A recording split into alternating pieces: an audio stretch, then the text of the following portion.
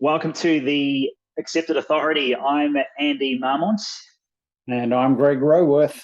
And as always, we're here to help answer a common consulting growth challenge. And today, what we wanted to talk about is the biggest mistakes we see consulting firms make when creating content for social media. Now, the reason why we bring this up is, there's been a few different people who have spoken to us about this challenge. It comes up fairly often.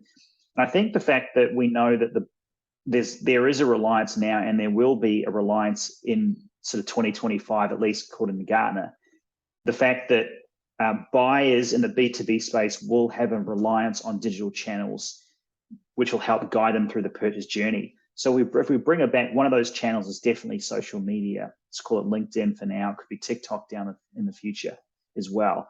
So you've really got to have a considered approach about how you and what the thinking around the content journey to sort of guide your buyer. And Greg, you had some conversations recently with companies around, do we outsource it? How do we do it? And I'd love to go a bit deeper with the idea of social media content for consulting firms. How do we position our firms as a guide, rather, someone to kind of make sense of all the content that's out there? So maybe we'll just start with your initial thoughts around this topic. Yeah. Typically, I see the biggest challenge and biggest mistake firms are making is outsourcing content creation to specialists in the field and not actually having a strategy around that content, what that content should be. So, I've come to an understanding recently, seeing this happening so much, that before outsourcing, we need to be in a position to delegate rather than just outsource it. So, and I think it comes from a realization, that exactly what you're saying, that professional firms need to be seen on social media and to be able to guide their potential clients through that buyer's journey. But who knows how to do that? We're not marketers. Who's taught us? So we go to where we expect the people who should know, the marketing consultants, the social media experts, and we ask them for help and say, well, we've got to be on social media. We've got to be seen there, and we need to not be selling ourselves. I think people understand, it's not about look at me style marketing. It's about providing value in the form of content that people see our authority. So we go to these social media experts and say, here's what we want you to do for us. We want content on LinkedIn. It can be, ideally every day we need some posts. So can you create our content for us? And the social media experts say, yeah, we can do that. What sort of content would you like? Oh, don't really know. We need maybe some memes or some quotes or something that makes us look like experts. Okay, we'll do that. We'll come up with something. Let's interview you. We'll get a bit of an understanding of what your message is. So they'll do that, and they'll start to create content. But I am yet to see any professional service firm get any really valuable leads from that methodology. And I think the reason is that there's no proper strategy developed behind that process around, what the Gartner research sees is that clients need someone to guide them through the noise of all the information that's out there when they're searching. They're looking for someone to take them from the point of, I've got a problem, I don't really understand it, to, okay, you've got the best solution, how can I work with you? And that's the strategy that each firm needs to develop and understand, and actually create a system and a structure around the content that's required in each of those steps. Make sure that works to attract their ideal clients before they delegate that. So they can delegate a system that works to the same people who, they're outsourcing the whole, kit and caboodle to That way, I've seen it work. I've seen, delegation work, but outsourcing the whole job, I've never seen work. Yeah, you raised some really good points there, Greg. The way that, particularly if we talk about the B2B or the consulting buyer mentality, we're on social media not to have fun and I reference like Facebook maybe 5 years ago, where maybe you were interacting with some people and having conversations, but I think that they almost, like, I don't know, I feel that the consulting buyer is on social media because they want to know some more information about this particular problem. And yes, there is also the element of being connected and having a network, and that's obviously probably the first thing that you would do if you've joined something like LinkedIn. You would have people in your network. But I feel more and more, as we referenced at the start of this episode, buyers in this space are looking for guidance, as you said, Greg. And all you've got to do is, for example, TikTok, which is, we talked about it a few episodes ago, almost 1 billion people on there now. But I was having coffee with someone who's, again, got some great ideas in the space. And he said, just jump on TikTok. So, we brought up TikTok, and there's a search bar, and you type in, call it consulting. So we typed in management consulting, and all these questions came up for what people were searching for: consulting strategy, day in the life of consulting, how to be a consultant, all these sorts of things. I guess my point being is that that the way that we get that cut through on social media as a consulting firm is definitely more around focusing it more so around that buyer journey, and being able to understand that out of your pool of potential clients or your network, not everyone's going to buy. We know that, but if you're doing a good job on social media, then you're at least educating and making sense of what's happening out there. So I think you're right. Having a strategy, or at least thinking about what are some of the things that our clients or potential clients are needing to understand. What can we then do as a business to be able to talk about that and sort of be that guide? Once you've got that strategy, then the social media expert potentially, or the marketing firm, can wrap around that. And then ideally, you can piggyback off the back of that strategy. Or obviously, you get a firm like Concurve, who is a specialist in consulting and marketing, but that's a fairly sort of rare commodity. I would suggest most of it are more sort of a general space. So just tooting their own horn there, but that's the idea behind this. You want to have that. You want to have a dedicated strategy. So really good point, Greg. Yeah. Well, I think, and good on you for tooting your own horn. I think we probably don't do that enough, because we're both all about giving value to our clients. But we are in the space of helping consultants win more business and win higher value business, and particularly win clients they can have a long-term relationship with, where there's an equal exchange, or maybe not even an equal exchange. We tend to give much more value than we get paid for, but that's the name of the game. People don't pay necessarily for equal value; they pay for more value than what they're exchanging.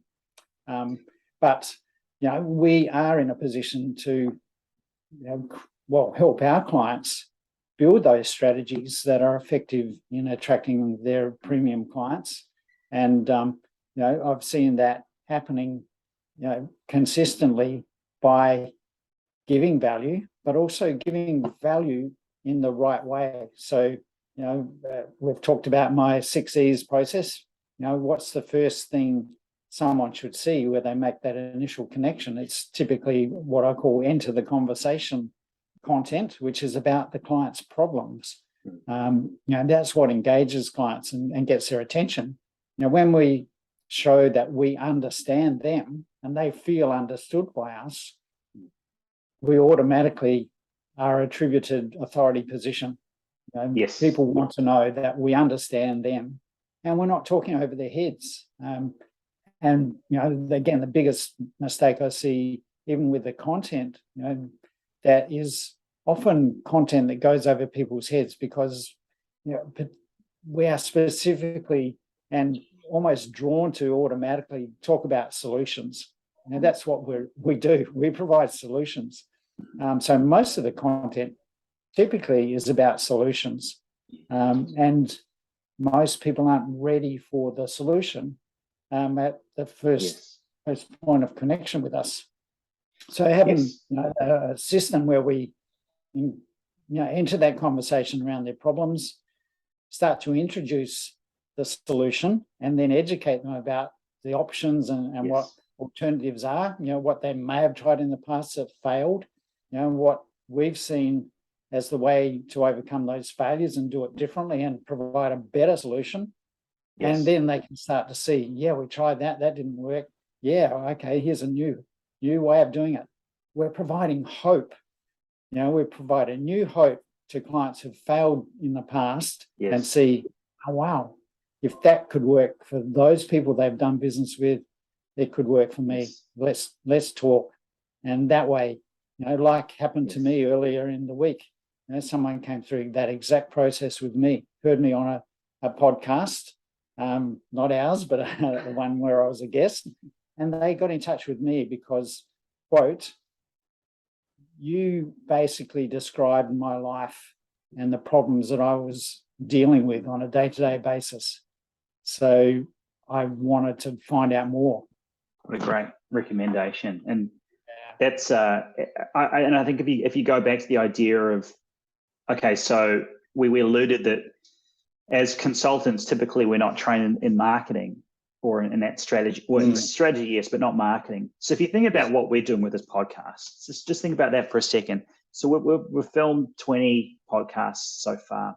Now, each podcast, that's what we're doing there, is we're really thinking about what are the most common challenges that a consulting firm of a certain size and niche, potentially, 5 to 50 staff, 5 to 30 staff, consulting based in Australia, certain revenue size, certain pain points. If we every week talk about something that's relevant and that they feel, that we feel based on research, based on conversations, then, and we do that over and over again, there's the podcast element, which is a 15 to 20 minute, no more, conversation each week. But then there's also, we could take this, we take this podcast video and we chop it up into maybe 4 to 6 great little bite-sized chunks that gets then distributed across LinkedIn. You can take a whole podcast that becomes potentially a long form post. Maybe it then forms part of a LinkedIn newsletter roundup that you could do. And then maybe if you want to think about it, we might decide to create a book out of this podcast, or we might decide on doing we did a live event the other day, which was a great learning experience for us both. But also we could use this as another sort of method. I know that a couple of guys that I really like, Robert Rose and Joe Palucci, in America, who talk about content marketing. They started a podcast years ago, and then they decided, well, we'll take all the things that we've talked about and turn that into a book, and they've written 3 or 4 books together. So you can kind of see how, in terms of a strategy, you don't have to be all technical. You just got to think, how can I be that sage? How can I be that guide? Create something that's fairly easy. And if you like writing, or if you like to speak like this, which is a great collaborative conversation, then how can you then distribute that at scale and amplify the awareness, but also become that guide? So this is just a really good example, and hopefully you're seeing this, or you can kind of appreciate what we're doing over a period of time is yes, we want to add value the whole way, but also it's a way to then be able to impact more people by multiplying and amplifying the message of what we do. And that's simply through a conversation every week. And I know that you've actually got clients and meetings out the back of the podcast. Lucky you. Yeah. Well, that's the way it is. But I think you've described a really good way of creating content there, which is a methodology we both use. But a key point in there is that there's not a lot of expense in that process. And I see, websites with highly overproduced content, really professional great quality looking videos, Mm. do they actually get clients? Yeah. Do they generate leads? And I see these, really high quality videos talking about what the firm does, solutions for their clients, some testimonials from existing clients, and they're great, but they're in the wrong place. That sort of content, and it, well, first of all, doesn't have to be highly produced. It doesn't have to be as high quality. There's great quality just in what we're doing here in terms of the visual and sound quality, but we don't have the the sets and the production and the all the bells and whistles. We don't even bother with an introduction. We can create quality without too much effort and cost. I think to wrap it up, it's about understanding what content to place where in that buyer's journey, and Yes. And really how to produce that content at as minimum cost as possible to have the greatest effect. And it's a constant test and measure approach, which is fantastic. Now, I know that I think you've got a workman knocking on the door pretty soon, so we might let you go, Greg. But where can we find you if we want to reach out to you? Okay, well, obviously LinkedIn, search for Greg Roworth, and on my website at businessflightpath.com. Great. I'm at Andy Marmont on LinkedIn, and it's concurve.com.au. If you've loved the episode, if you like what we're doing, please leave a review on Apple or Spotify, wherever you listen. It really helps us in the rankings and being able to impact more and more people and consulting firms like yourself. So thanks again for listening. This has been The Accepted Authority, and we'll speak to you next time. Thanks, Andy. Bye.